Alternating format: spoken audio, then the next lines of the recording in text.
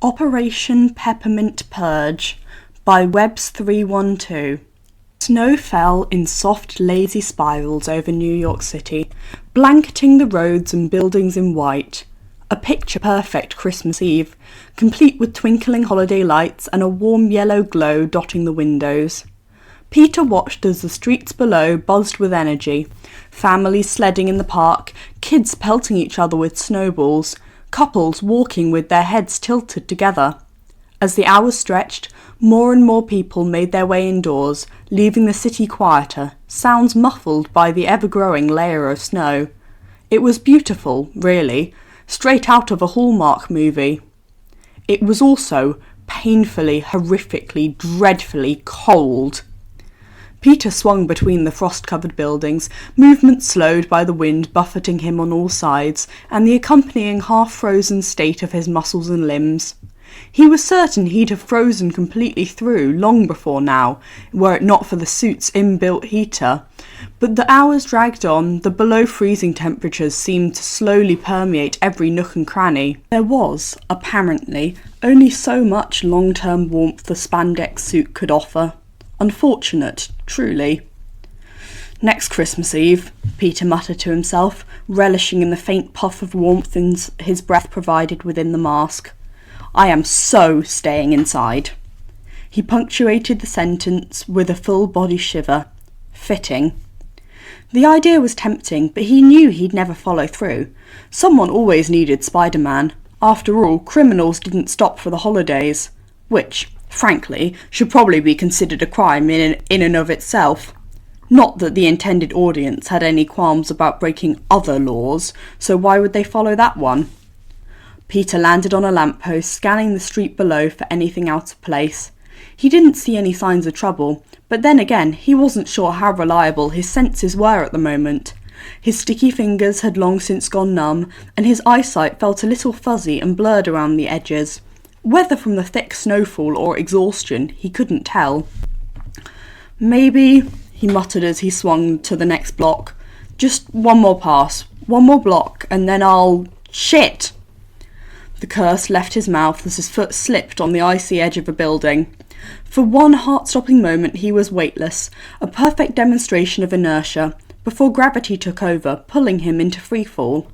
The resulting trajectory nearly sent him sprawling onto the unforgiving concrete of the alleyway below, and his breath hitched, lungs compressing as they, too, were caught in the accelerating descent. As his instincts took over, he shot a strand of webbing to the adjoining rooftop and found himself dangling against a rough brick wall, heart pounding. Blinking rapidly through his lenses, Peter spotted a fire escape a few floors below and made for it without further incident, collapsing onto the cold metal grate with a resounding clang. Karen piped up with a slight crackle. As per the language protocol, Boss would like me to remind you that such language is... Yeah, I get it, Karen, Peter groaned, lifting his head before dropping it backwards against the metal with a little more force than necessary. Seriously? When is he going to turn that thing off? Karen's voice was infuriatingly chipper in her response.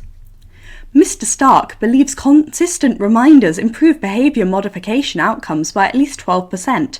Shall I compile a list of alternative expletives? Peter rolled his eyes under the mask, staring up at the rusty metal of the fire escape above him. It blocked his view of the night sky, but he suspected there would be nothing to see anyways, besides the inky darkness and the slow spiral of snowflakes. Yeah, sure, I'll yell fiddlesticks next time I almost fall to my death. Not exactly the same vibe, Karen. Karen didn't reply, which either meant she was offended, a seemingly foreign concept for the perpetually cheerful AI, or she was genuinely making a list of replacement curse words. Peter highly suspected it was the latter option. For a moment, Peter allowed himself to relax. The wind howled through the alley below, carrying with it the faint scent of sugar-coated roasted chestnuts from one of the nearby Nuts for Nuts carts. Peter wasn't sure what one of those was doing in Queens at this hour. Usually they tended to populate Central Park and any other prime touristy locations. Regardless, it was a nice scent. If he focused hard enough, he could even sort of pretend he was holding a blissfully warm bag of freshly roasted nuts in his hands. Within moments, the illusion was rudely shattered by a particularly biting gust of wind, seeping through the seams of his suit and chilling the skin underneath. With a full-body shiver, Peter tilted his head back against the fire escape railing and watched the snow whirl in the light of a flickering street lamp. Some of the flakes landed on his lenses, melting slowly and dotting his vision with tiny beads of condensation, before he blinked and watched as they smeared streaks across his line of sight. Idly, he wondered whether he could get Mr. Stark to build tiny windshield wipers into his mask, or whether the lenses themselves could be adjusted to act in the same function. He was just debating whether to peel off his soaked gloves in order to try and warm his hands with his breath, or to resign and let frostbite take the win, when a muffled scream pierced the quiet night. Peter shot up so fast he nearly smacked his head on the railing. His body protested the sudden movement, a sharp ache radiating from his shoulders to his fingertips, but he was already scanning the street below, searching for the source. There, a shadowy figure darted between two parked cars, dragging a struggling woman behind them. Peter didn't wait for the details. Instinct took over, and he launched himself from the fire escape, free-falling for a split second before firing a web to swing down into the fray. "Hey, buddy," he called out. "Santa's watching, you know. Pretty sure abduction's gonna land you on the naughty list." The figure froze mid-stride, turning to look up at him as he descended. The woman took the opportunity to wrench her arm free and scrambled backward. Her movements were clumsy on the icy pavement, but she ultimately managed to put a car's distance between her and her attacker. That was good. It meant Peter didn't have to worry about her safety while dealing with the wannabe kidnapper, a luxury he couldn't afford most of the time. He knew that everyone had different fight-or-flight responses to traumatic situations, but seriously, some New Yorkers had the self-preservation instincts of a goddamn vegetable. "Spider-Man!" the guy snarled, before reaching into his coat and pulling out a knife that gleamed yellow and silver in the lamplight. 10 points to the criminal. Peter landed lightly on the hood of a nearby car, forcing his voice to sound perky and alert, even though he felt anything but. "Ooh, a knife. Very festive. What's next? You gonna wrap me up with tinsel? Flay me like a turkey? Because I gotta say, I'm not really a fan of that plan." He paused and cocked his head to the side. "Huh, that rhymed." The guy didn't answer, lunging toward him instead. Peter dodged easily, springing onto the roof of an adjacent car. "Look, man, it's freezing out here, and I've got about 2 functional fingers left. Can we not drag this out?" The would-be assailant didn't seem interested in negotiations, or in talking at all. Not even in snarling the usual threats, the "you'll regret this," or "stay out of this," or even the particularly uncreative "fuck off." Rather, he slashed wildly, each strike growing sloppier as Peter led him further away from the woman. Tsk, tsk. Always the same basic mistakes from this bunch. When were they going to get more original? "You know," Peter started, deciding he'd had enough, webbing the knife right out of the guy's hand and sticking it to a nearby lamppost. "If you just stayed home tonight, you could be sipping hot chocolate and watching Die Hard or something. Which is totally a Christmas movie, by the way. Don't let anyone tell you otherwise. But no, you had to try kidnapping people, and now it's my problem." The guy growled unintelligibly and charged, but Peter caught him mid-swing with a web to the chest, yanking him off his feet and pinning him to the icy sidewalk. He quickly wrapped the guy up like some sort of lumpy, disgruntled Christmas present, complete with a haphazard bow of webbing on the top. "Ta-da!" Peter said, stepping back to admire his work. "You're my gift to NYPD, for the record. Just be glad I wrapped you in so much webbing, or you'd be hypothermic by the time they get here." The woman peeked out from behind the car, her face pale but grateful. "Thank you," she stammered, hugging her coat tighter around herself. Whether from cold or shock, he wasn't sure. Likely both. Peter gave her a quick once-over to ensure she wasn't injured, before giving a small salute. "No problem. Get somewhere safe, okay? Merry Christmas." As she nodded and scurried off, Peter's legs wobbled slightly, exhaustion threatening to take him down. He groaned and leaned against the car for support, before shooting a web to swing himself back up to the fire escape he'd been laying on before. Okay, break time for real, he muttered to himself, setting into the same sprawled position and desperately seeking any residual warmth he may have left there a few minutes prior. Regrettably, the laws of thermodynamics seemed to be against him, because the metal was just as frigid as it had been originally. The fire escape offered a decent vantage point, but the real draw was the relative quiet and shelter provided by the surrounding buildings. No wind cut through him, other than the occasional gust, and no snow pelted his mask, just him and the soft glow of the city lights. As he rested, he barely noticed the window behind him slide open until a voice broke the silence. "You look like you're freezing out there, young man." Peter whipped around, startled. An older woman stood on the other side of the glass, bundled in a thick cardigan and holding a steaming mug. Her grey hair was pulled back in a neat bun, and she smiled warmly when she caught his gaze, accentuating the smile lines around her eyes. "I've been watching you zip around all evening," she said, waving one hand towards the streets. "I figured you could use a little something to warm up." Peter hesitated. "Oh, no, I'm okay." "Nonsense," she interrupted, disappearing from view. A moment later she returned, holding the mug out through the window. Immediately, rich chocolate and the unmistakable tang of peppermint hit him. His nose wrinkled on instinct, stomach doing a quick flip at the pungent and overwhelming scent. His ears seemed to ring, and his neck prickled unpleasantly, sending him into an involuntary full-body shiver. "Thank you," he responded quickly, taking the mug from her with both hands and trying to absorb its warmth to fend off the chill. Another shiver ran through him at the contact, and he almost spilled the hot liquid all over himself. Geez, he must have been colder than he thought. How embarrassing would it be if he gave himself burns from a cup of hot chocolate?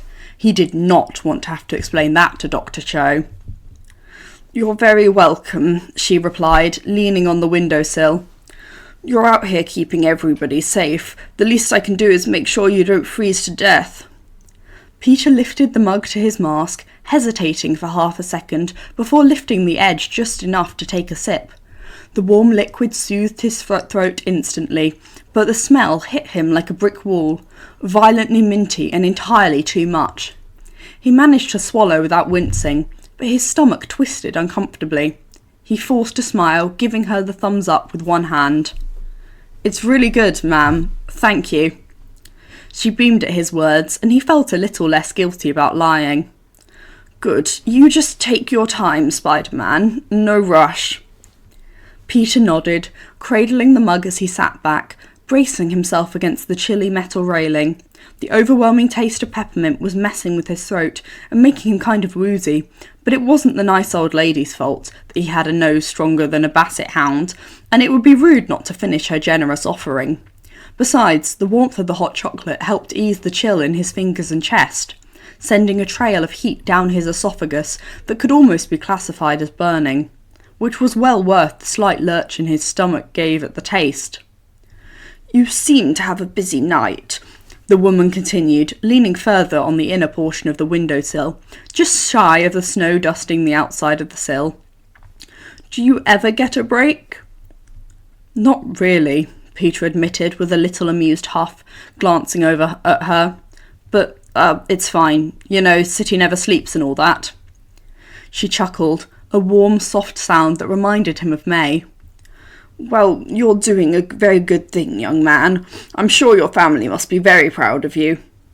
The Spider-Man mask hid the way his expression softened, but he knew his smile was visible beneath the lip of his folded-over mask.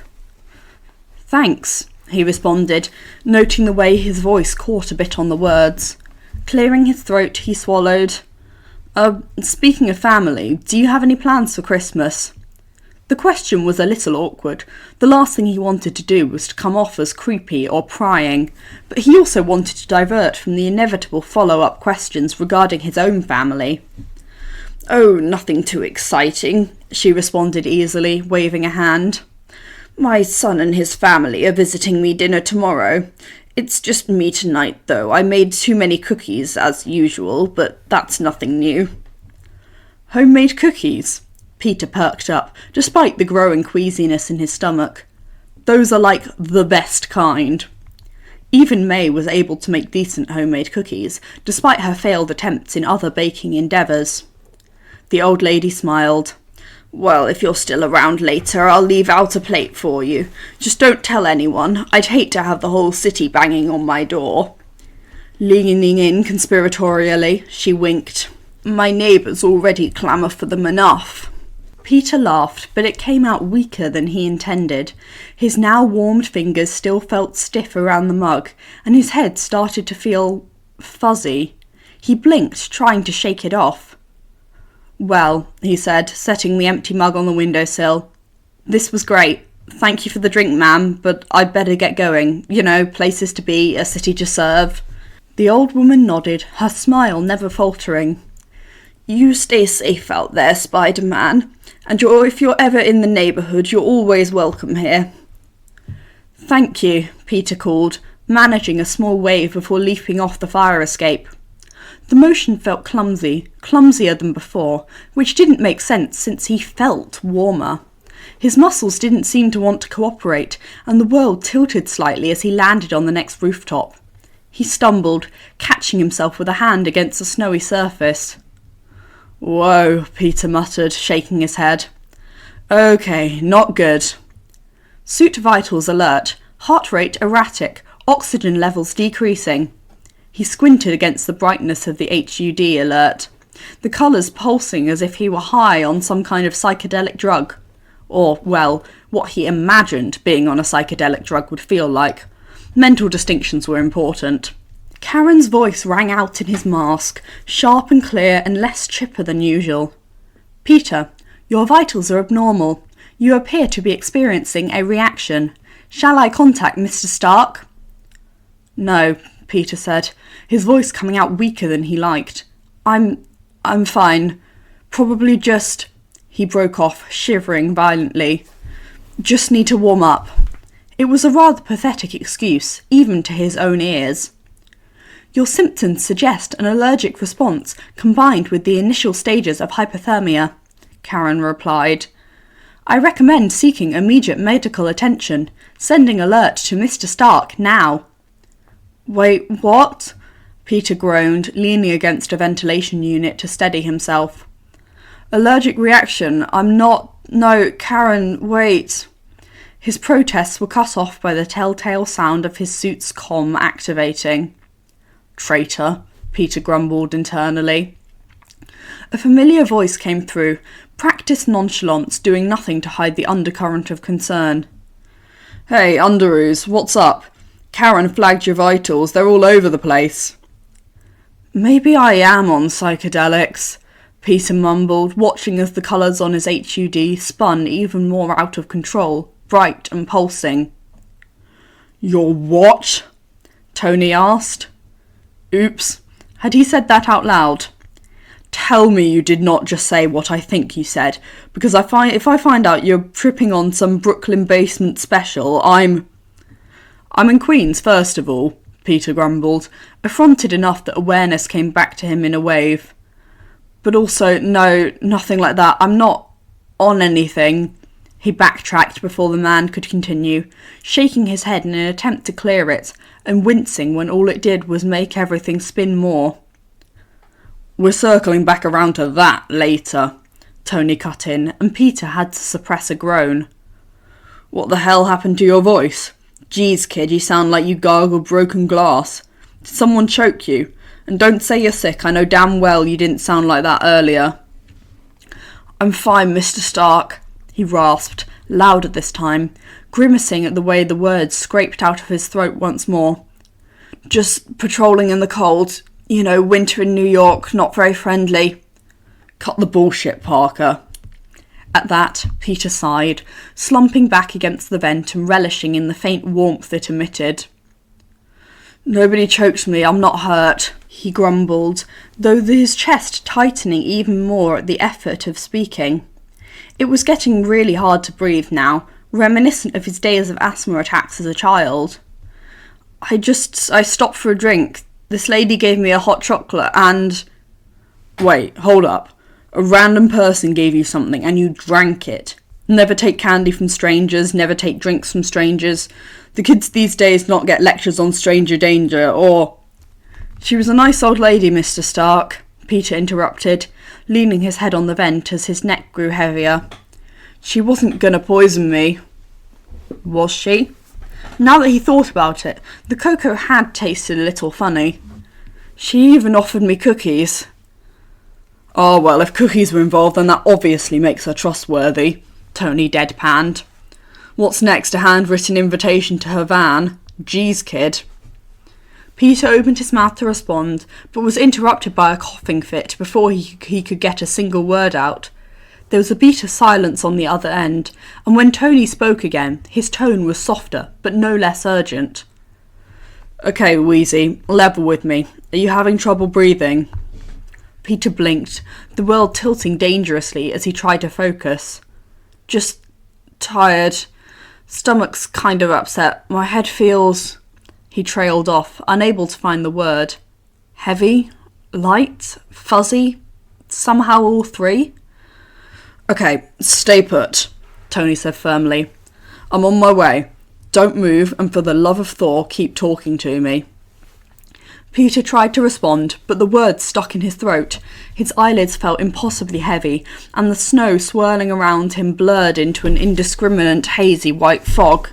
His head listed to the side, out of line with the vertical axis of his body, and he stumbled, all but collapsing in a pathetic spider-shaped heap of limbs. Kid, did you not hear what I just said? Seriously, I thought you'd take a jump on the opportunity for a free talking pass. A pause. Pete, hey, kid, stay with me.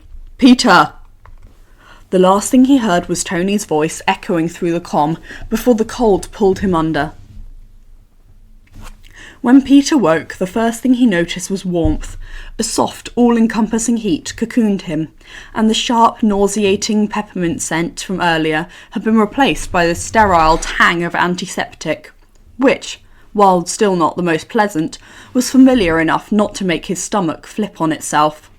He blinked, squinting against the bright overhead lights. As his vision cleared, he realised he was lying on a bed in the Medbay. A blanket, actually several blankets, had been tucked snugly around him, and faint beeping sounds filled the air. Look who decided to grace us with his presence. A familiar voice cut through the haze. Peter turned his head slowly to find Tony sitting in a chair beside the bed, eyebrows pinched and mouth turned down at the corners. Peter winced. He knew that face, and it usually accompanied some kind of lecture. May stood behind him, her expression gentler, but no less worried. What happened? Peter rasped, throat dry. You've been in a coma for 3 years, Tony said gravely. What? The panic was instantaneous, and he shot upright, muscles protesting the movement, hacking out a cough as his breath caught in his chest. Tony, May chastised, pressing a hand to the man's shoulder reproachfully before turning to Peter. You've only been out a few hours, honey. He's messing with you. Tony winced, holding up his hands. Okay, bad timing on that one. My bad, kid. Peter slumped back into the bed, limbs feeling like spaghetti left to boil way too long. Had he been more aware, he would have been able to catch the clear inflection in his mentor's voice that signified he was joking, but his head felt stuffed with cotton, and his internal CPU had been reduced by about 93%. What Tony is trying to say, May interjected, exasperated, is that you had an allergic reaction. Tried to steal Christmas Grinch style, Tony said, leaning back in his chair. Put an end to the festivities. You even nailed the green skin. Very method. My skin didn't turn green, Peter protested reflexively, still groggy, but aware enough now to know that he was pretty sure he'd have known if that happened.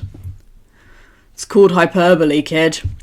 Tony softened then, leaning forward and bracing his elbows on his knees. Karen flagged me through your suit. Your vitals were tanking, and by the time I got there you were out cold. Literally. Peter furrowed his eyebrows, piecing the memory together along with their words. The hot chocolate? Bingo. Turns out you've got a rather violent peppermint allergy.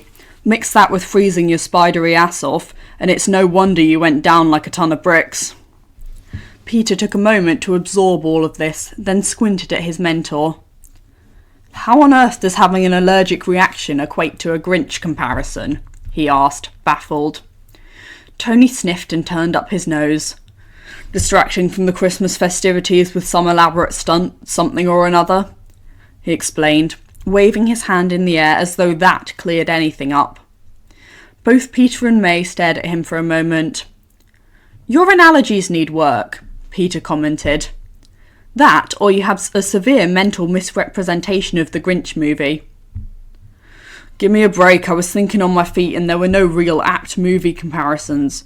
It made more sense in the moment, Tony grumbled, then paused.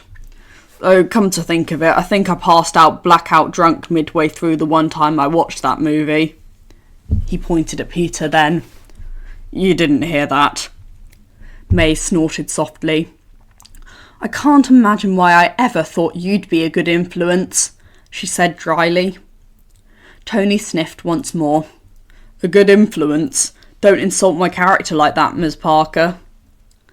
No, your bedside manner needs work, May responded, tone deceptively mild.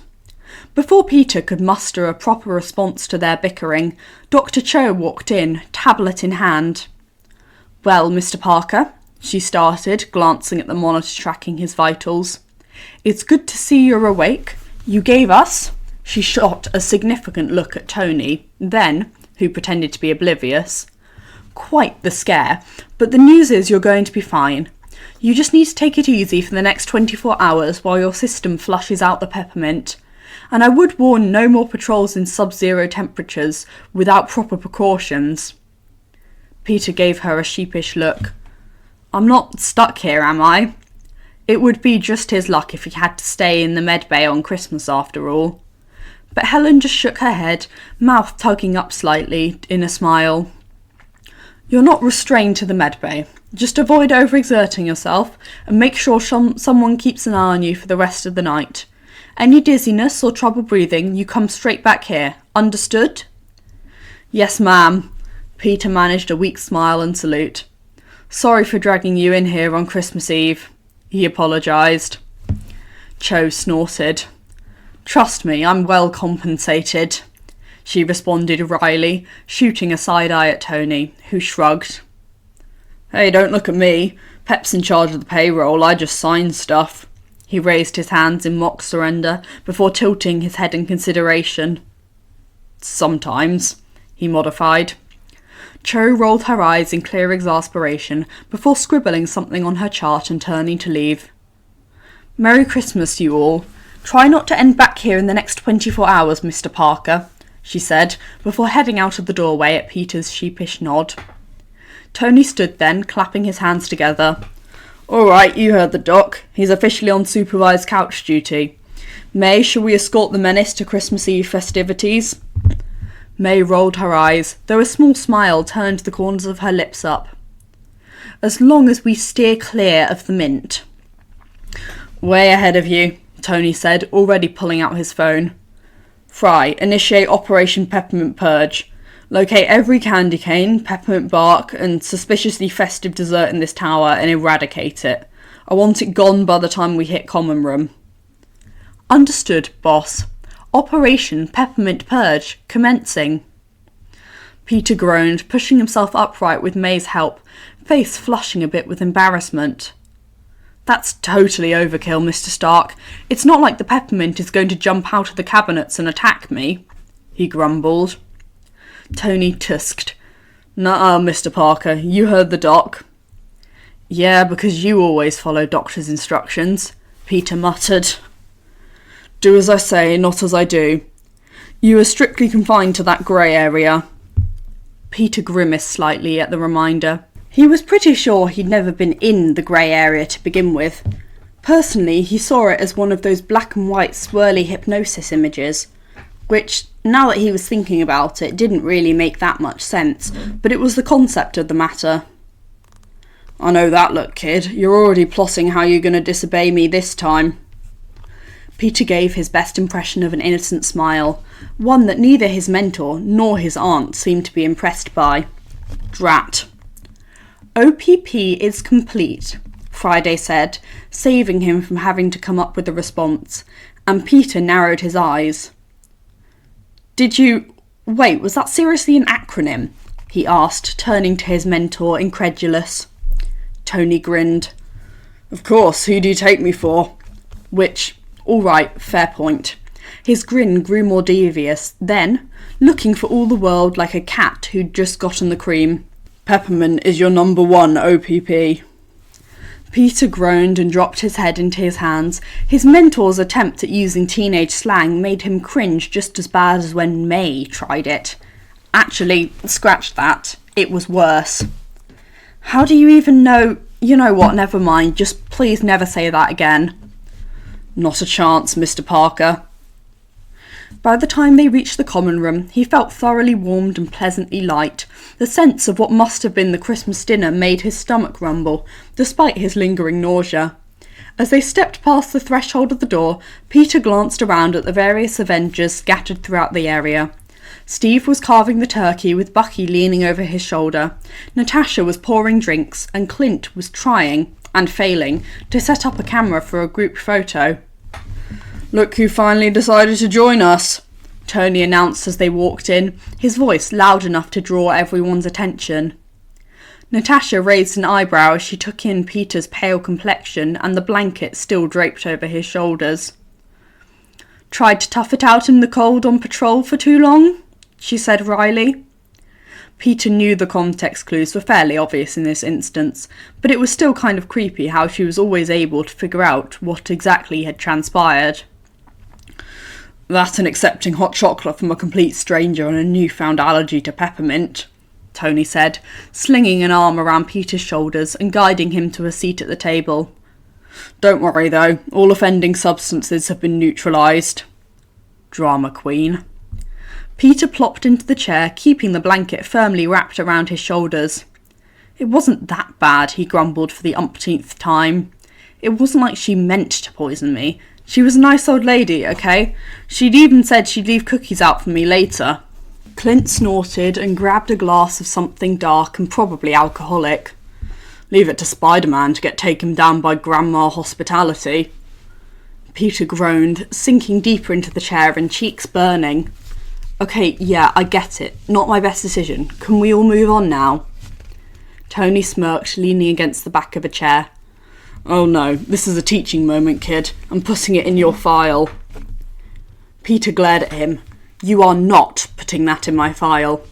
He could only imagine the eternal embarrassment he would experience if someone were to see weakness, Grandma Hospitality, in his official superhero file. Any chance he had at anyone taking him seriously would go out the window. Spandex was already hard enough to live down. Oh yes, I am, Tony replied with a smug grin. Peter debated the merits of throwing him out the closest window. Friday would probably be on board with it. Natasha would probably give him an airtight alibi too.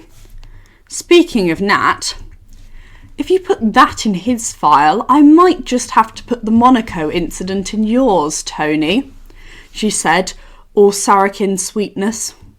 Peter's brow furrowed as his mentor froze beside him. We agreed that was off limits, Romanov, Tony warned, narrowing his eyes at the super spy. Monaco? Clint asked, eyebrows arching. You mean back when you were assigned to watch him, with the racetrack and Vanko guy? Natasha tilted her head, the corner of her mouth curling up in a faint smirk, still locked in a staring contest with Tony. Not that part. Everyone saw that on the news. I'm talking about the other part. Tony knows what I mean. What other part?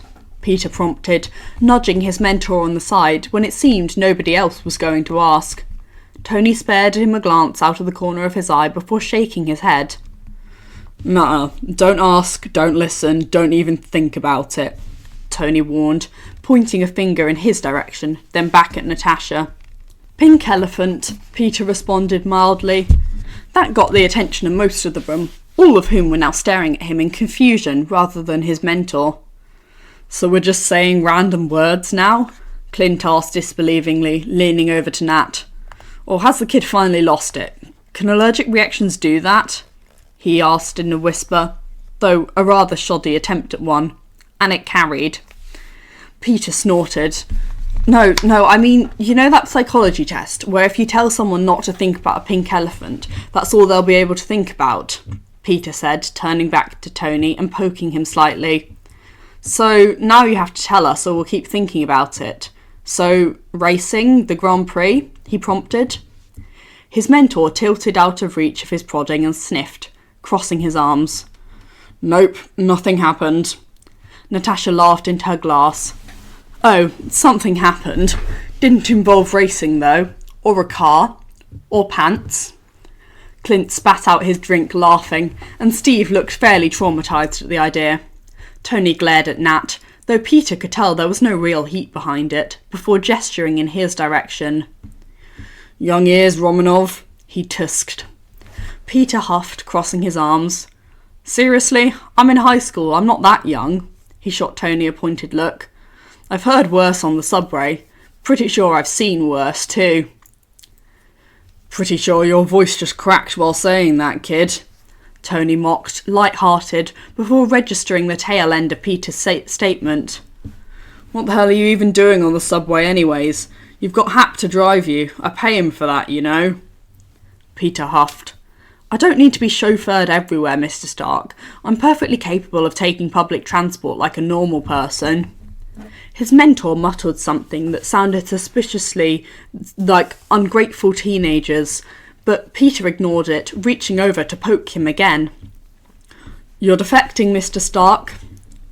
You're projecting, Mr. Parker, Tony shot back.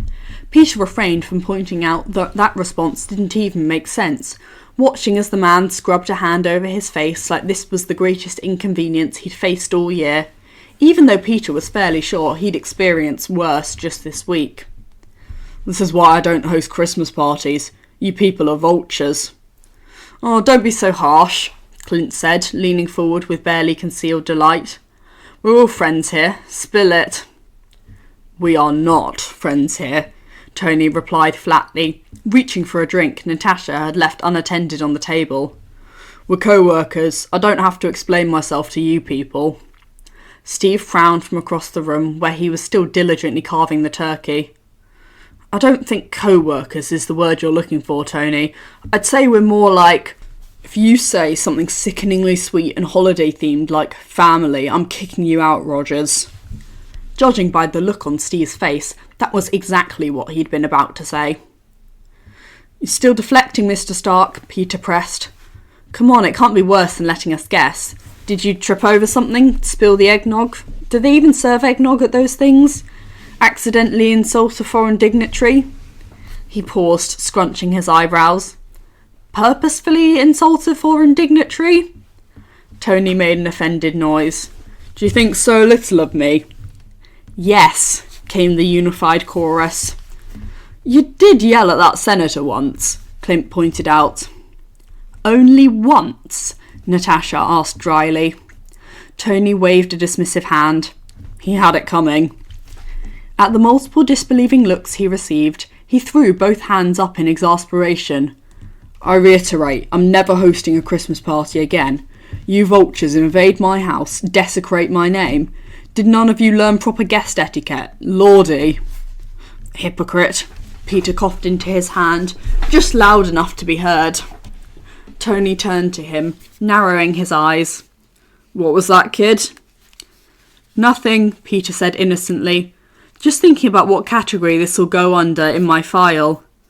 Blackmail leverage, maybe? Tony squinted, clearly unimpressed. You're fired. I don't work for you. Doesn't matter. Fired anyway. Leave the firing to Pepper, Natasha cut in. And, for the record, food's ready. Move your squabbling to the table. At that, Peter perked up. Whatever lingering nausea he'd had from earlier had been replaced with a raging appetite. He started to stand, but Tony's hand clamped down on his shoulder, pushing him back into his seat. Sit, Tony ordered. You're fresh out of Medbay and I don't need Cho yelling at me because you face-planted trying to carry a casserole. I literally have super strength, Peter argued, raising his eyebrows. I think I can handle... Not with your luck, Tony interrupted. You so much as sneeze and we'll probably end up with some mutant spider disease or something. Just let Rogers handle it. He lives for this Boy Scout stuff. Peter wrinkled his nose.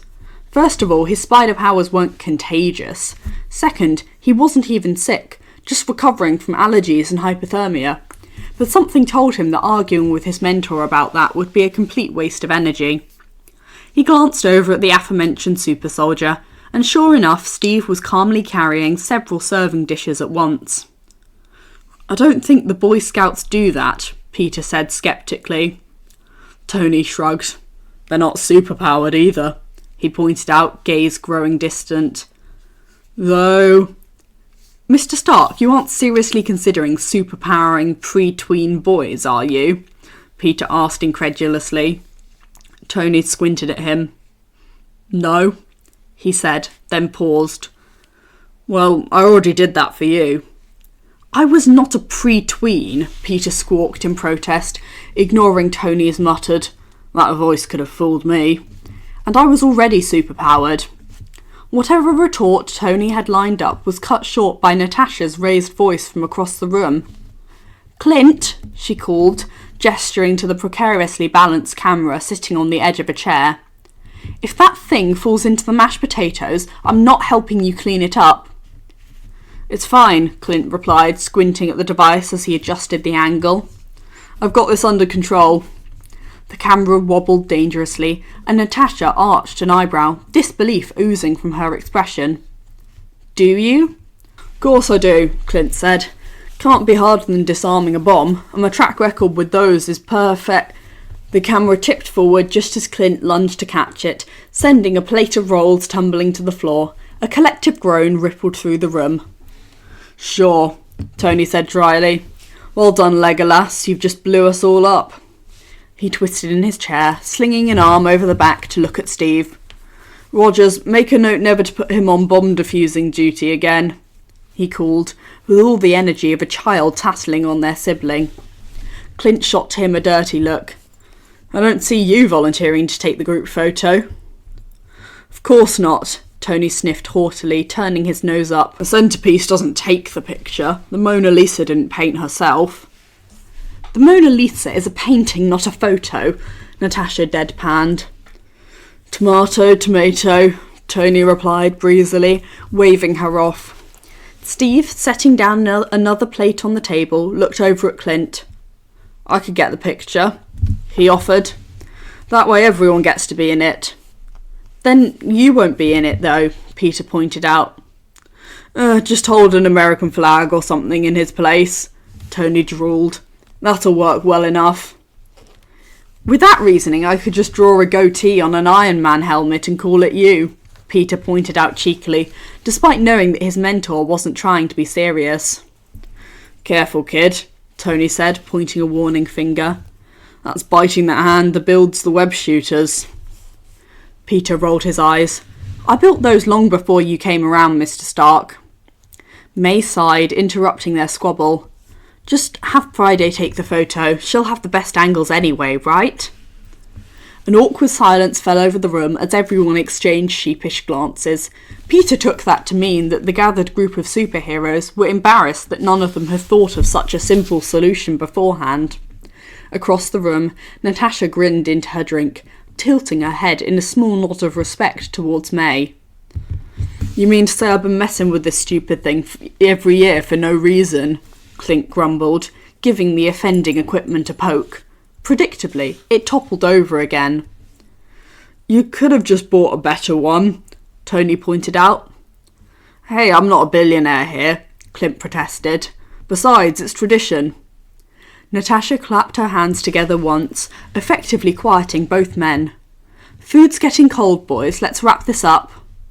Tony sniffed, raising his chin to speak to the ceiling. Fry, be a dear and take some holiday shots from your cameras, will you? Yes, boss, Friday replied, her tone just shy of sarcastic. Peter wondered whether she felt insulted at being reduced to the functional equivalent of a faulty tripod. There was a moment of quiet. Then, Tony's voice piped up once more. "Do you think this lighting washes me out?" "Tony." The dinner continued as such, overlapping voices and the aroma of food and the warmth of the room washing over him like waves. Peter barely even realised he'd been drifting in and out of consciousness until Tony nudged his shoulder. "Hey kid," he murmured. "You're about 2 seconds away from face-planting into the table. Why don't you crash on the couch for a bit?" Peter blinked blearily, his head already leaning against the back of his chair. "I'm fine," he mumbled, the words slurring together as he struggled to orient his tongue in his mouth. "Super awake." His eyes slid shut, his body betraying him. He couldn't see Tony anymore, but he heard the quiet chuckle that followed. "Sure you are," the voice replied, quieter now. Strong, surprisingly gentle hands shifted Peter's legs onto the chair beside him and pulled the blanket tighter around his shoulders. A hand ruffled his hair briefly, and Peter, too far gone to process much, vaguely noted that it wasn't May's. The hands were bigger and rougher. But the thought slipped away almost as soon as it came. With warmth of the room and chattering washing over him, it wasn't long before exhaustion pulled at Peter's bones, and sleep claimed him once more. When Peter drifted back into wakefulness, the room was quieter, filled with soft murmurs and the low hum of white noise. He stretched and yawned, the ache in his chest from earlier mostly gone, leaving him feeling more like himself again.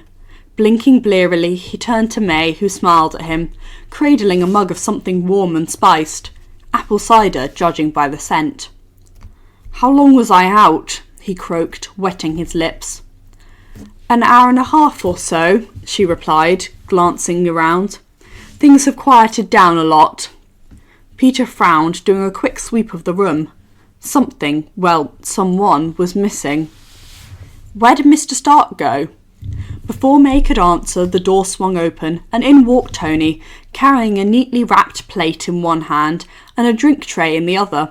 His tie was loosened and his hair looked even messier than before, like he'd been rushing. Or, Peter squinted, more like he'd been in the Iron Man suit, though there couldn't have been a mission, given that the rest of the Avengers were all accounted for in the common room. "Just in time," May greeted him, nodding toward Peter, who blinked in confusion at both of them. Tony changed course, heading straight for him and setting the mystery plate on the table in front of him. Now that it was closer, Peter could see it was a plate of cookies, carefully wrapped in cling wrap. Tony nudged at Peter's legs, still propped up on the adjacent chair, while Peter gaped at the offering. "You gonna move, kid, or am I standing all night?" Peter stared at the plate, wide-eyed, too thrown off to comply immediately. "What is this?" "From your hot chocolate benefactor," Tony said. When Peter just continued to stare at him, Tony snorted. "Kid, you mentioned those cookies like 3 times, including while you were in the midst of an active allergic reaction, might I add. Seemed like they left an impression." Peter turned his eyes back to the neatly wrapped plate of cookies with a note scrawled on the top that he didn't dare open. "You didn't threaten her or anything, right?" he asked a little hesitantly. "It wasn't her fault I had a mint allergy and didn't know it." Tony snorted once more. "Are you kidding me, kid? Pep would have my head if I went around threatening little old ladies. Terrible PR. He sobered slightly, his tone softening. "No, I just stopped by and picked them up on behalf of Spider-Man. Left her a hefty donation too." He gestured toward the cookies.